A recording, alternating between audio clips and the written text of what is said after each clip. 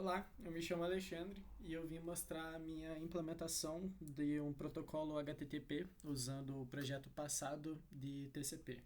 Então, eu vou começar mostrando como está funcionando o nosso projeto.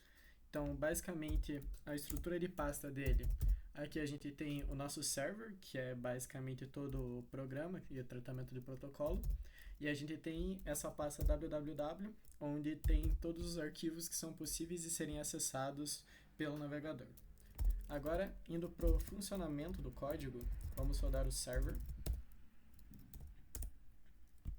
Ok, a partir desse momento o server está rodando, então eu posso vir aqui, abrir uma página no navegador e como eu usei o localhost com a porta 8000, eu consigo vir aqui, acessar localhost, porta 8000 e colocar algum dos arquivos que estavam sendo listados ali. Então, das minhas opções, eu tenho, por exemplo, o index.html, que é acessado aqui.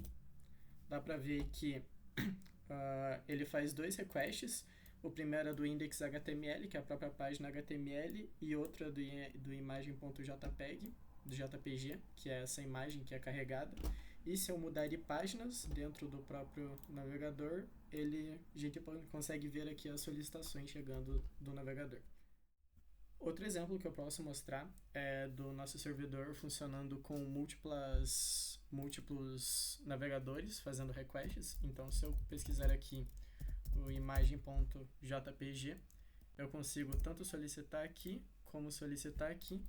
E se eu abrir, por exemplo, um localhost 8000/index, a gente consegue ver que ele funciona com dois navegadores abertos independentemente. Por fim, outro exemplo que eu gostaria de mostrar é caso o nosso navegador tente encontrar alguma página que não está presente na pasta www. Por exemplo, se eu pesquisar um JPEG que não possui dentro da pasta, ele vai retornar 404 not found, pois não existe um arquivo com esse nome dentro da pasta. Vamos para a parte de análise da nossa implementação. Então, a nossa implementação começa aqui. A gente está usando todas essas libs daqui. Aqui a gente define o nosso endereço IP e a porta que está sendo usado. E a gente inicia o servidor. Aqui são umas funções que serão aprofundadas logo. E o nosso código começa aqui. Então, a gente printa que o server está ouvindo e chama essa função receive. O que ela faz? Ela vai rodar num looping, while true, onde ele vai aceitar conexões de clientes e a partir dessas conexões ele vai criar uma thread chamando essa função handle e passando o cliente como argumento. E daí aqui embaixo a gente inicia a nossa thread. Agora aprofundando um pouco na nossa função handle, ela começa com um looping, onde ela recebe a nossa primeira mensagem do nosso cliente e a partir dela, ela verifica se a mensagem começa com GET. Essa verificação é feita porque o nosso servidor não suporta outros tipos de operação por enquanto, então não tem suporte para post ou para put. E a partir dela, caso a requisição não seja um GET, ele vai cair nessa funçãozinha de erro, passando essa mensagem. E nessa função de erro, como podemos ver, ela é basicamente uma verificação bem simples. Uma resposta bem simples, onde ele envia isso daqui como header e um body bem simples de HTML passando a mensagem que a gente passou como parâmetro. Além disso, a gente também tem esse tratamento de exceção, onde em qualquer momento desse código, caso haja uma exceção, ele também vai reportar um erro, passando o server error e avisando o cliente que existe um problema com a requisição.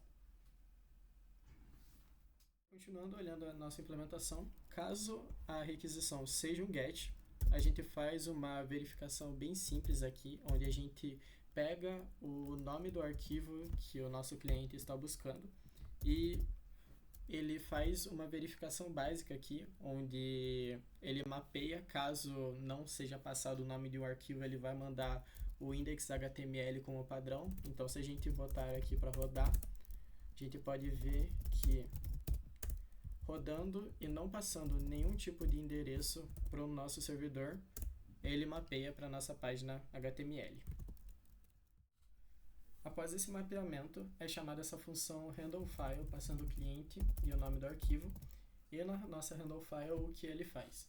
Basicamente, é criado um caminho para dentro da pasta www, e a partir desse caminho é verificado se o nosso arquivo existe lá dentro, e caso não exista, ele retorna uma página com 404 not found, avisando que não foi possível encontrar o arquivo dentro da pasta.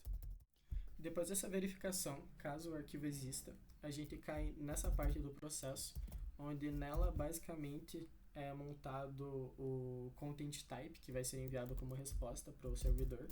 Então ele cai dentro dessa função getContentType, onde a gente define os types em um vetor e passa esse vetor para dentro do searchType, onde ele verifica a extensão do arquivo. Caso a extensão bata com o formato, a gente retorna o tipo que foi passado e a extensão do arquivo, para daí ele ser inserido aqui no nosso header ao lado do content type.